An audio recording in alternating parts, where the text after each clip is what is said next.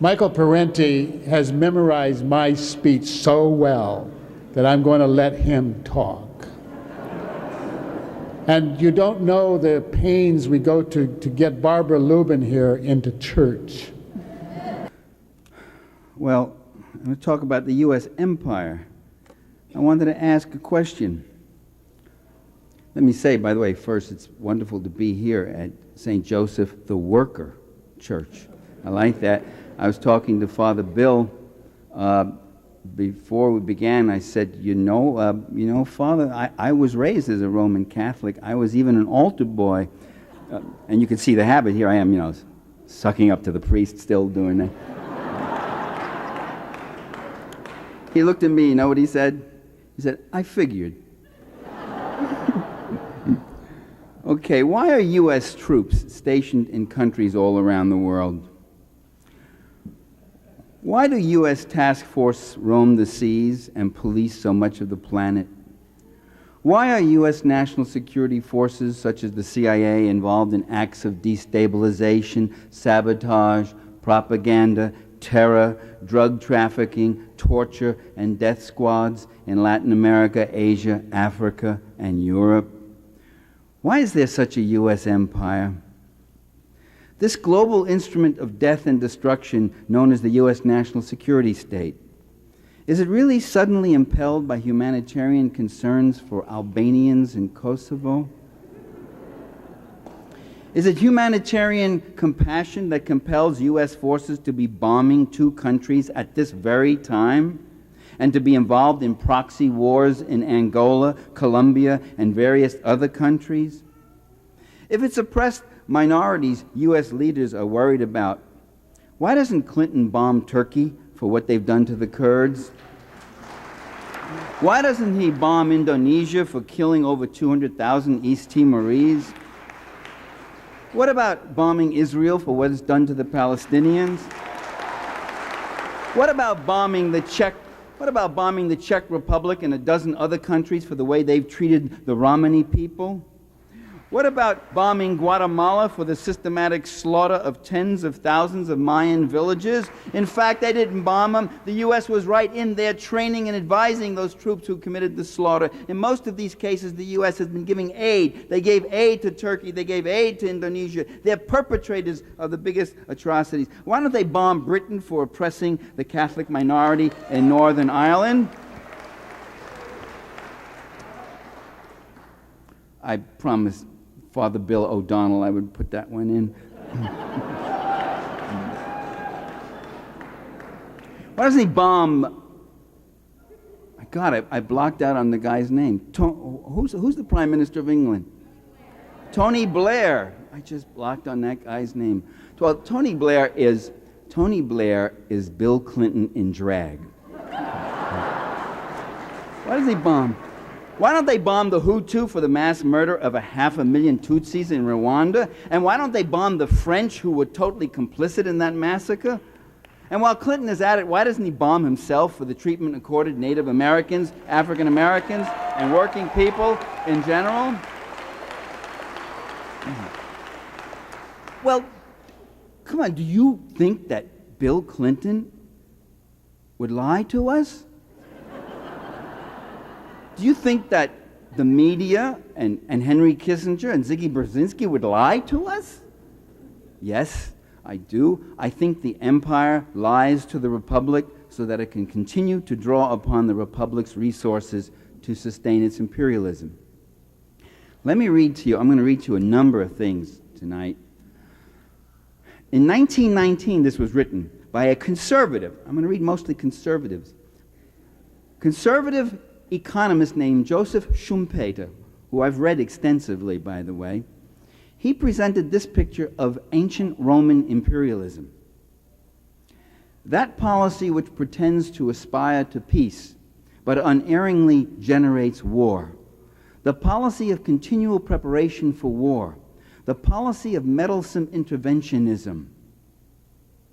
There was no corner of the known world where some interest was not alleged to be in danger or under actual attack.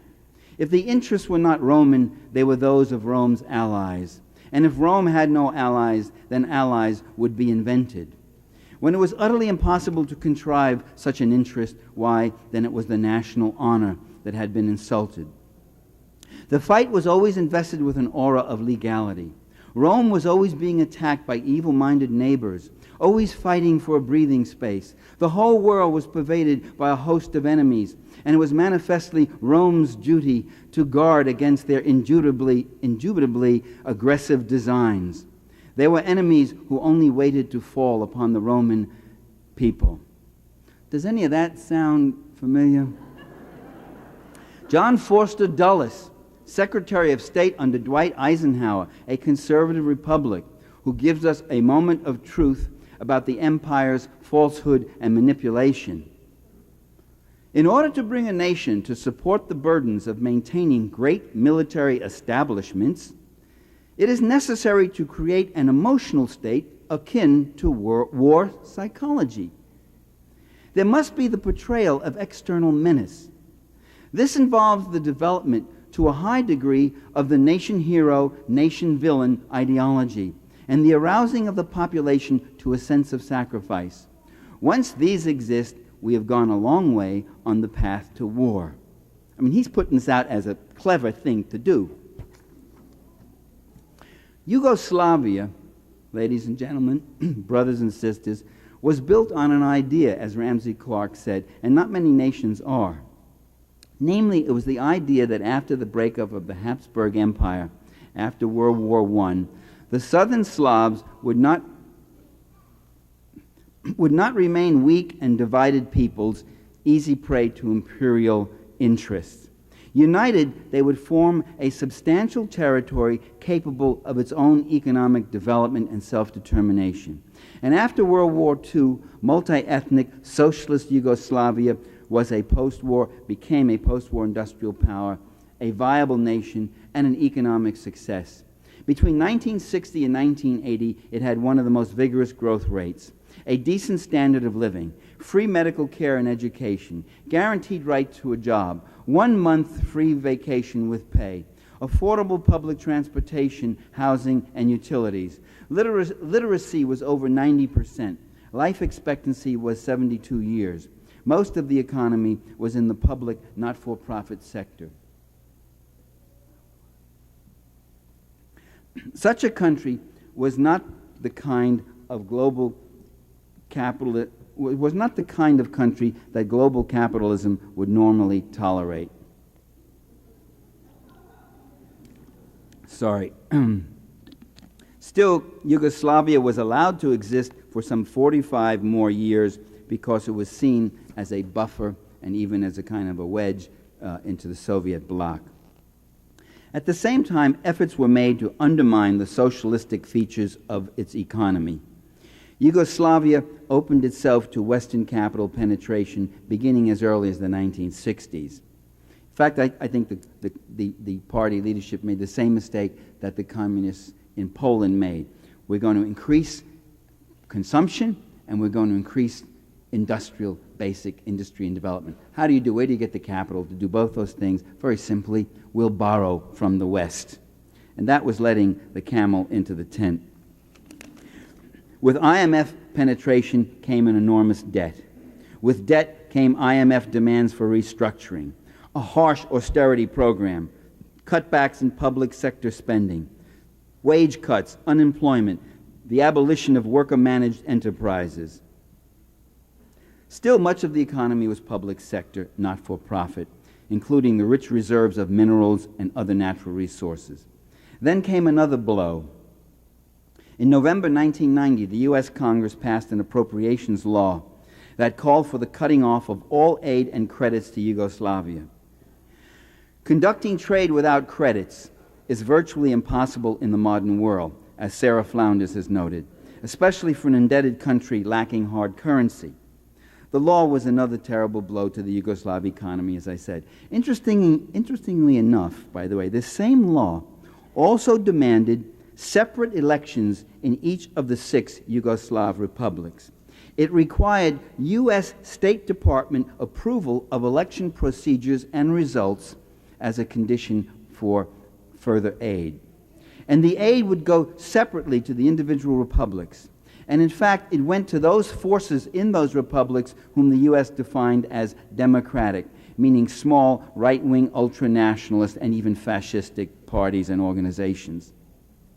The ultimate goal was to break up Yugoslavia into a weak and helpless cluster of right-wing banana republics, privatized and deindustrialized.